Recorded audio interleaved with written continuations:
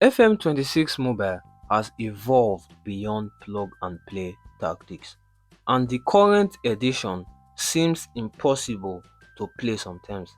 In this video, I'll be showing you 5 new tips to winning games the FM26 Mobile way. It might seem like a lot of work at first, but it requires very little work once you understand it. Number one is your squad. What type of players do you need in your squad to get decent results? You need a goalkeeper with good decisions, communication, handling, reflexes, and agility.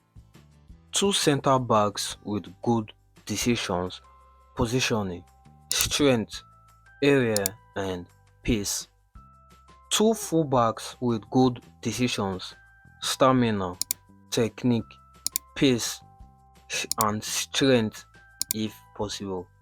You need two defensive midfielders that can also play center midfield, vice versa. I'll give you an example with my squad like this. A center midfielder that can play defensive midfield and a defensive midfielder that can play center midfield.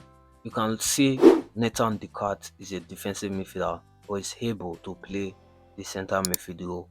You can see Kenneth Etchion is a central midfielder that's able to play the defensive midfield role and even the advanced midfield role. That's a plus if you get a player like that. You need midfielders with good decisions, positioning, strength, technique, and passing. Stamina is also important. One should be creative enough so you don't have only players with muscles running around. You need one attacking midfielder who can play the striker role to some extent if possible, with good decisions, technique, creativity, passing, dribbling, movement, and stamina if possible. You need two wingers, one left-footed winger and one right-footed winger that can play either flanks with good decisions, technique, creativity if possible, a good passing or crossing, dribbling, movement, and stamina. One striker with good decision, technique, area if possible, strength, movement, and shooting. Send backups as your finance permits. Before we move on, when I say good attributes, it varies depending on the division you are in. If you are in the first division like the Premier League and La Liga, good attributes usually start from 14, ideally 15 and above.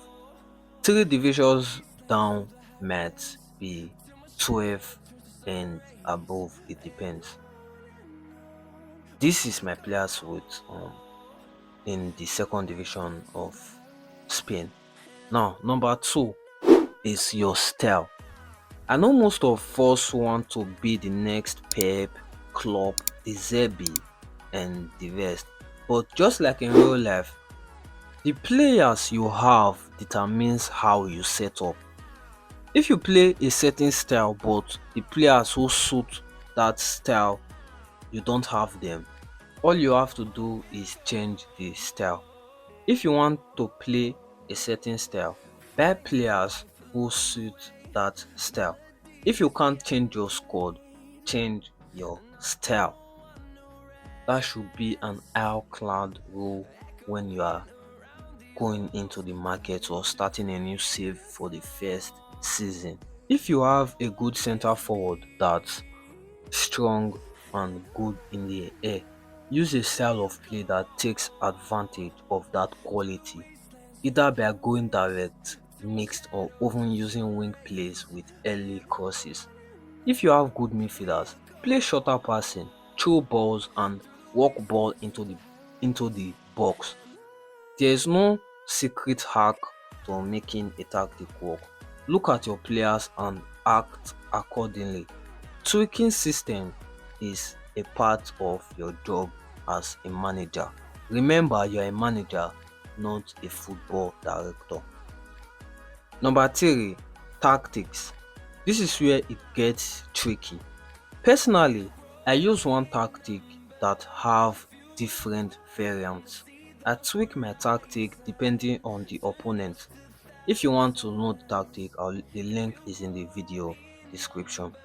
But the idea remains the same, to put the ball in the back of the net.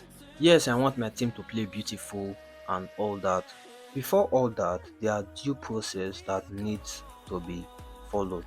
You can use different setups and save them in the tactic slots. One of the setups I recommend is the 4-2-2-2 or the 4-4-2 setup with wingers and fullbacks. In this setup, make sure you only use center midfield roles that hang back in possession. For example, the DLP, the deep line playmaker or the ball winning midfielder, the central midfielder and the anchor man.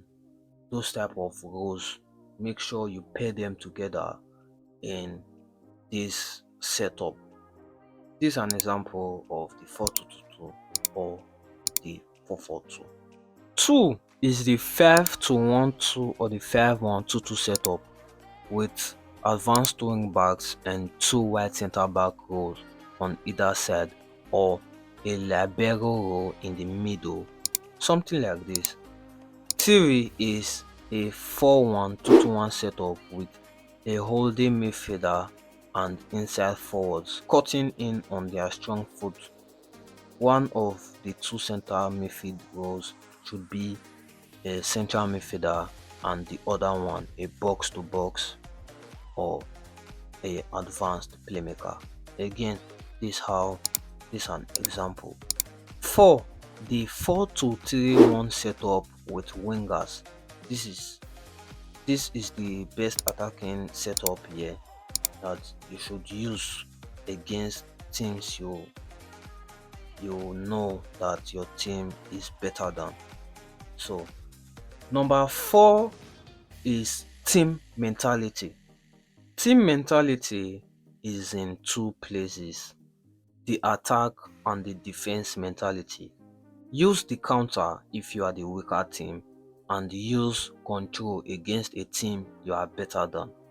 Use attack and overload after 15 minutes if you need goals, and use defensive or contain option after 70 minutes if you are leading and want to protect the lead. Other options falls in either bracket, but they are not definitive. The defensive bracket, we have narrow, deep line, stay back, time wasting, and discipline. In the attacking bracket, we have wide, high line, all over press, and expressive. How you use these and the final third options depends on you as a manager and the players you have. Number 5 are set pieces. Set pieces can win you games, and it's important to have correct set piece instructions. This is my set piece instructions. Just like in real life, make sure one of your defender marks the goalie. The other defender should be set to far post. Your two fullbacks should stay back, and your striker should be set to near post. The rest of the players should be set to far post or go forward. Your two midfielders should lock outside the 18-yard box. Do so for either side of the corner set piece. The distribution should either be near post or far post. Free kicks won on the flanks should be set to best header, and free kicks in deep midfield should be set to shots. And in the final third, the free kicks should be set to shoot. To defend corners, one player close down the corner, striker stays forward, your two centre backs mark top players, while the rest of the players are set to player marking. Bonus tips: I recommend you watch the games as it goes on. Me, I watch games on extended highlights. Remember, the game is called Football Manager, not Football Director. Skipping through matches should only occur when you have a solid plug and play tactic. The scouting report usually have some good tips for adjusting your formation slightly. Always remember to tweak tactics when they are not working out for you. That's all for today's video. If you have more to add to the list I mentioned, do so down below in the comments. I'll see you in the next video.